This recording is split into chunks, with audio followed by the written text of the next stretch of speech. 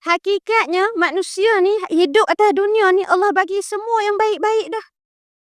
Tapi manusia itu yang membuat pilihan untuk tidak mahu ambil kebaikan yang diberikan oleh Allah Subhanahu Wa Taala.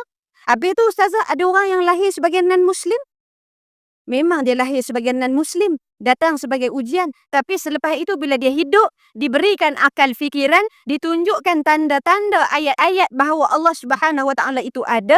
Akhirnya kalau dia tidak hendak memilih untuk masuk Islam, maka kita sebut apa? Itu adalah pilihan. Allah ni baik pada kita ni puan-puan. Allah tak nilai kita siapa pun kita. Hatta kalau dia non-Muslim pun, ujian dia apa? Ujian dia untuk masuk Islam. Kita ni yang Islam ni, ujian kita apa? Ujian kita apa? Nak buat ke tak nak buat? Macam pagi ni.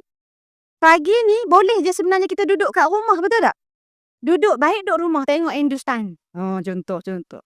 Tengok TikTok. Tak tengok dah Hindustan lah ni kan. Rupanya saya je tengok Hindustan. Ya Allah.